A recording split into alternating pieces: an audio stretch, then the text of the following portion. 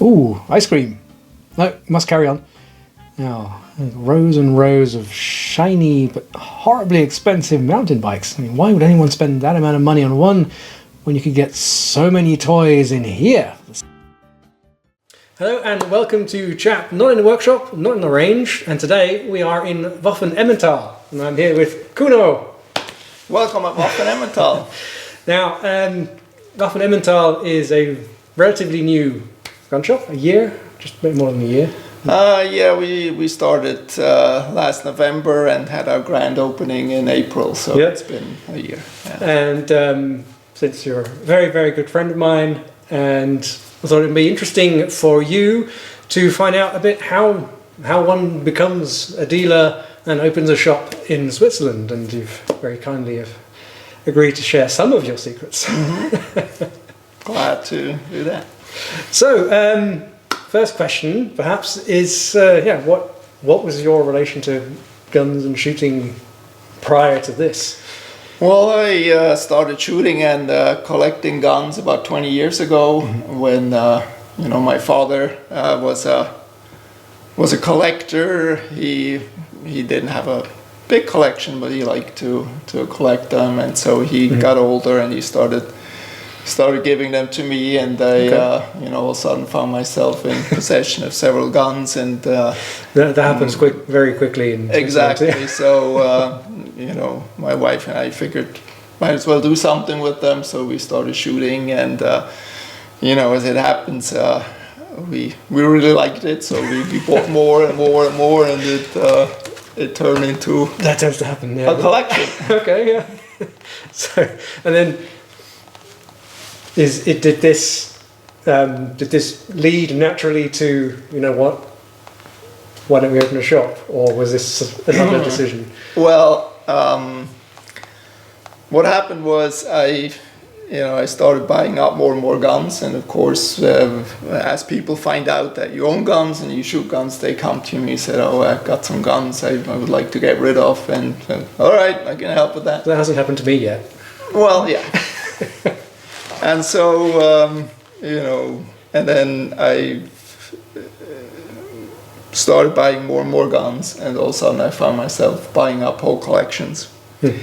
And that got a little complicated with all the permits, because, I would send in whole stacks of permit requests, and I would get calls by police, and they would ask me, are you sure you're not inheriting those guns? I said, no, I need permits. So they would send me, those yellow envelopes full of permits. Mm-hmm. Remember, we have the system where you have 3 guns per permit. So if you're buying a collection of 15 guns, you have to buy 5. Exactly. You submit the paperwork 5 times, and And so when I ended up buying a collection of 70 guns, I started thinking it would be nice if I didn't have to ask for a permit every time. And of course, there's only one way. And the idea of having a dealer license sounds quite appealing until you actually have one and you realize it's more of a pain than you think. But and that was just that was an idea that kind of started in my head. But I'm not a gunsmith by trade, so I didn't really know how to go about it. Would I even be able to pass the test for the license? And it's also you have to have a company to ask for a dealer license. You can't just do it as a private citizen. Okay. And so I never really got the courage up to do it until I met my 2 business partners, Patrick and Yannick. And 3 fools, same idea. So they said, 3 make a company. Yeah, we would really like to start a gun dealership, but I don't think we would be able to pass the test. And I said, well, I think I might. Okay. So that's So that leads on to the next question, which is, you've made the conscious decision. So there's a test, obviously, and what is the test? Yes, well, the first step is you have to start a company. Okay. So you either start a company or you incorporate yourself into a company, And then because even though the dealer license is issued to a person, Right. it's still attached to a company. So basically the dealer license is in my name, but attached to Waffen Emmental. So if I were to leave Waffen Emmental, I would take it with me, and it would become inactive, but still, it would still be my license. And then my two partners would be out of luck. Okay. So, and so we started a company together, and then you know, there's a form you fill out and send it your cantonal police, and they invite you to a written test at first. So the written test is 45 questions out of 370 odd questions. You get them in advance. They're multiple choice. The 300 you get in advance. You get them. So you can, you know, technically you can memorize them. And it's, I mean, it covers the whole gamut. You know, it's the law, it's history, it's ballistic, it's technology, and also regulations concerning self-defense, for example. I mean, it's really the whole thing that, you know, if you did an apprenticeship as a gunsmith, you would know, as an IT person like me, you know, you had to check it out. I really had to prepare myself and read into the thing. And then you go in, I was in with police in Bern. The test is 1 hour, 45 questions out of those 370 something. So you don't have too long to think. And that's right. And you can only get 5 of them wrong. Okay. And the problem is they're multiple choice, and the catalog questions you get only has the correct answer. So you've never seen the wrong ones, which of course makes it much more difficult. And sometimes, you know, more than one answer can be correct, and if you don't get them all, then the whole question is wrong. So there's only one correct answer always. Yes. So and you can only get 5 wrong. So that was, you know, it's tough. Yeah, it was quite tough, but you know, I managed to pass. Good. With like first try. 3 wrong questions. Okay. So it's just, even though there's 3 of you, only one of you has to pass, or is it yes, basically one person that's in the store management has to have the license. So the license is attached to me, and of course eventually my business partners will probably take the test too, because if something happened to me, they can take over. Hit by a bus, then they wouldn't have a business anymore. Right. And so once you pass that, you get a phone call from police in Lucerne, because for the oral test, and it turns out they send everybody from the German-speaking part of Switzerland to Lucerne to take the test, which just fair enough. What they did.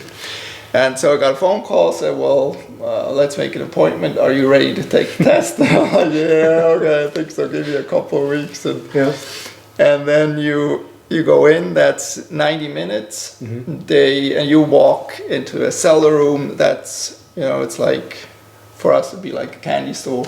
It's full of guns and I mean, pretty much everything, because the thing is, they check everything that's covered by firearms regulations. So, you know, also accessories, also ammunition, and you know, you have to be able to disassemble and reassemble the most common firearms. You have to be able to recognize them. You have to be able to check, is it full auto, is it semi-auto? Are you allowed to sell it? You know, what kind of permit you have to ask for. I see. So it's not just sitting on a chair and being asked questions. It's no, they will, you know, they'll hand you 85 items, and you have to identify them, describe them. They'll ask questions about it. They may ask you to disassemble it. And it doesn't sound like a test. It sounds like enormous fun. It was. I mean, if I hadn't been so nervous, I probably would have enjoyed it a lot.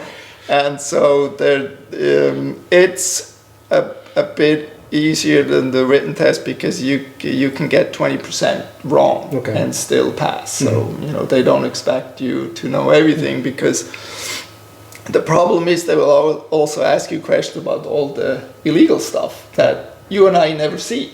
So you know, they will hand you they will hand you a Glock and can you sell this? Yeah. And you have to realize it has a laser sight integrated. In the grapes. And if you don't catch that, yeah, then, you know. that could be sneaky. Yeah. Yeah. Nice. All right. So you've done all the tests. Is it then you're allowed? No. Oh no. No. Okay. Once you pass the test, the license is not issued until police approves your store premises. Right. Okay. And that was obviously we did this for the first time, so we didn't really know what we had to do. So we early on we did a meeting with police and showed them our plans, how we wanted to outfit the store, and asked them, if we build it like this, will you approve it? And they said, we don't know. We can build it first. Yeah, build it first. And then we filed for a construction permit, and they said, well, you can't build a gun store without it having been approved by police first. And what we didn't know is that the year before, the regulations for how a gun store had to be outfitted changed. Okay. They became much more strict because of all those robberies by French organized crime that happened in Switzerland at the time. Yeah. And we were the first ones in Canton Bern to start with the new regulations. So we asked police, well, I mean, they have specialists for this kind of stuff. What exactly do we need to do? And they said, well, we don't know yet. We wrote the regulations, but they hadn't even written them yet, because they basically got the federal regulations, but they were quite they didn't really cover anything in detail. So basically the canton gets the regulations and then they write their specifications for it. So it was it was quite an adventure. It took a few months. We had to redo the security system twice because they gave us the wrong specifications, and it was interesting. Eventually we got it approved, and then the license was issued. Okay. Now you've got the license. How do you decide what to stock it with? I mean, obviously you need the staple AR-15 and a Glock and all the Smith stuff. But I mean, was it initially from your things you accumulated prior to? Yes, it was, because the problem that we also obviously had no idea and found out is that it's extremely difficult to get banking services and insurance services as a gun store. Okay. Because they tell you for ethical reasons. We also are not allowed to accept credit cards because credit card companies won't work with us. Okay. And so it's also impossible to get a loan from a bank to start a gun store. So we had to finance the whole thing ourselves, and obviously we couldn't really start with a fully stocked store. It was impossible. So since the three of us are all collectors, we just went through our collections and made some sacrifices. Yes, sold some of our collections off, and that got us started. And with the money that started coming in, we started registering with all the vendors in Switzerland and started buying also new guns too. Yeah. And that's how we got it going. Mm-hmm. And are you straight away allowed to import, export, or is it a gradual process? You are. Import, export is basically, once you have the license, you can import and export, but in the beginning you have to ask for individual import and export permits until after a year or so, then you can ask for an open. So you're on probation for a year. Basically they want to see what you do. For the general audience, the second-hand market is reasonably priced because it tends to be sort of collector to collector, shooter to shooter. However, if anyone looks at prices on the Swiss dealer sites, the new stuff is really expensive. Maybe you can explain why. You're on the receiving end. Yes. Obviously, you have to meet your overheads and profit. That's fine, but still. Yeah, it's surprisingly enough, we don't make the prices. Yeah. You know, what happens is the difference is quite big if you, especially your firearms from the US, if you look at US prices and you look at Swiss prices, it's usually, you know, twice the amount that it costs in the US, and that was also, you know, I was also surprised about it. Yeah. And the reason being is basically because, you know, it gets imported. The importing is not cheap. Because you have to, you know, it's usually air freight, and there are permits, and sometimes depending on where you fly to, you have to, you know, you can't fly over certain countries, so you know, you fly to Abu Dhabi, and then here it's just accumulation it adds cost, and then there's taxes on top of it.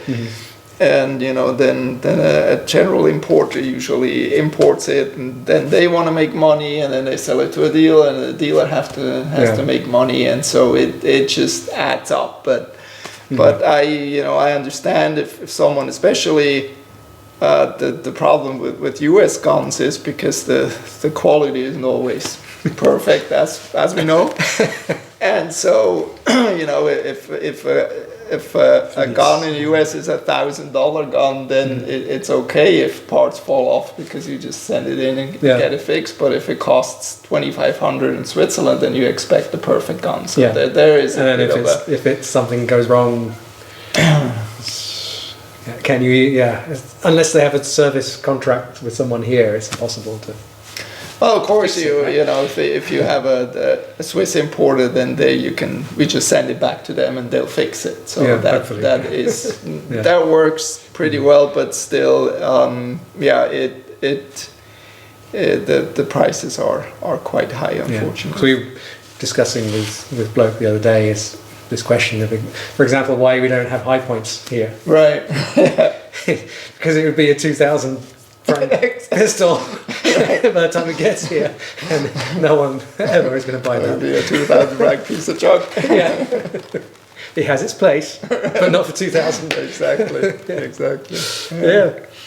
So when you go around the shop, I see you have a really, really large collection of beautiful cutaways, which is an opportunity to maybe discuss one of the oddities of the Swiss firearms laws.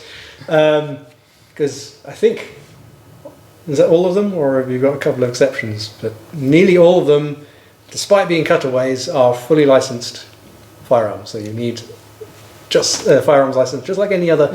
Yes, there's an exception if it's a factory cutaway. Then you can just buy it with a contract. Even though you could make the same cuts yourself. Exactly. In your garage. Exactly.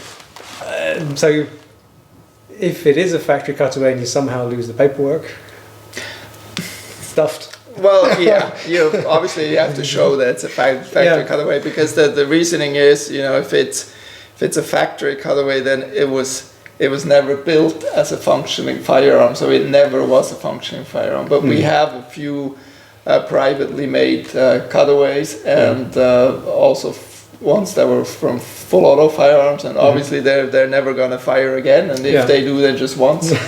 And so even though, you know, it's never going to work again, you need an exemption permit for a full auto firearm to buy. So a cutaway of a full auto, a non-factory cutaway of a full auto is still a full auto firearm. Exactly. So it's a curious quirk. But why I've got it as a grumpy picture of me. Which also means you're technically not allowed to display it at home. You have to put it in the safe. Yeah, exactly. Yeah. So it has to be and remove the bolt. It has to be non-accessible by other members of the household and public. That is actually also one thing that changed with the new regulations for gun stores. we're not allowed to display full auto firearms anymore. Okay. We have to put them, we have to keep them in a safe, and the security rating for the safe is so low that the store's security rating is higher than the safe. But you're not allowed to when have we it. ordered the safe, the safe builder told us that that's what they consider a mailbox, basically. Right. But they have to be locked up, and if somebody comes in, wants to see it, we can take it out and show it. But if you wanted to, put them on display, you'd have to build a separate room inside your store that has the same security rating as the safe, and then you could let people walk in there. And so would you be allowed to have windows into this? You would, but it would be very expensive to secure them. We were actually quite lucky here because this is was previously used as a Emmental, a cheese storage place. So we're deep down in Emmental. Yeah, that's right. And so this is massively built with all the ceilings, floors, walls are reinforced concrete, which is which is enough. So the only wall that wall was over here was putting afterwards, and we had to line that with steel so that it's secure enough. So you can secure windows, but it's just very expensive to do. So okay, it's good to know. So from now on, if you want to buy full auto, you just got to shuffle up to the desk and you got the good stuff around the back. That's right. Come with me, sir. That's right. All right. Yeah. So perhaps the last question is, obviously you get your stock from the main dealers, but I'm sure you get a lot of people walking in with either they're getting rid of their own things or inheritances. That word anyway. Younger generation who want nothing to do with grandpa's collection, and you get to what happens? You basically sell it on their behalf, or we can do both. We try to just buy it outright because then they get cash and we can do whatever we want with it. Yeah. We do take firearms in commission. Then we set the price together, and when it sells, we take a 20% commission, and that's it. Yeah. It's nice for us because we don't have to finance the purchase until we sell it, of course. But we do prefer to buy it outright. Okay. And we do get a lot of guns in like this, and it can be quite funny, especially the older generation hunter, 95-year-old hunter came in today with his old hunting rifles, and I mean they were very well used and very old, and he put them on the table, and old hunting rifles in Switzerland are extremely difficult to sell because nobody wants a used hunting rifle in Switzerland. Yeah. They all want their shiny new hunting rifle. So I probably the actual pool of hunters is quite small. As well. Yeah, that too. So I asked him how much he wanted for them. He said, "Oh yeah, I was thinking 2,000 francs." Like, I'm sorry. Probably what he bought them for in 70 years ago. Exactly. So he ended up walking out with them. He could not agree on a price, but often enough people just want to get rid of them, and they're, we often enough we do tell them, if you can try and sell them privately, you will get much more money for it. So if you want to do that, that's what we would recommend. But a lot of people just don't want to bother. Yeah. Cool. So have you got anything really crazy in here? Well, matter of fact, fun you should ask. Ooh, a tiny box. Actually, you can get the camera in on this. Ooh, we have a slightly worm-eaten box. That's right. So, I like to show this to customers and let them guess what it is. And audience, can you guess what this is? I know what it is. But I must confess, I've seen them before. Nobody has guessed so far. Maybe you can show how this works. This is the one that still works. Okay. Yeah. So this is pistol shaped. Now what this is from the days when letting blood was a popular way of basically Making you better. curing all ills. Yes. So you eventually cock it with this lever, and then you've got a little trigger on the side, and this is extremely sharp, despite being probably 200 years old. Something like that. It's 18th century. Yeah. So you would present your Let wrist, me help you with this. and when you're ready, you would fire it, and that would stab down. And you would then empty your vein into a bucket for a while. And So we got some fake blood We here. can that try it out, Try it on. Strap that to your wrist. no.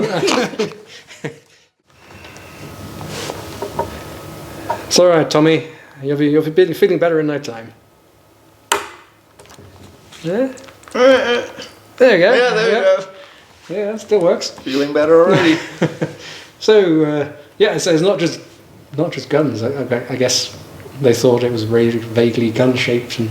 Yeah, we also get straight razors and Right. everything that's sharp or looks like a gun store might be interested, and they're just happy to Get rid of it. get rid of it. You got something crazy over there as well. What's that?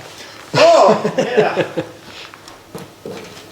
it's a Canadian bolt action pistol. Bolt action pistol. Ooh. What colour is that? It's a 22. That's 22. Okay. 22 Operas.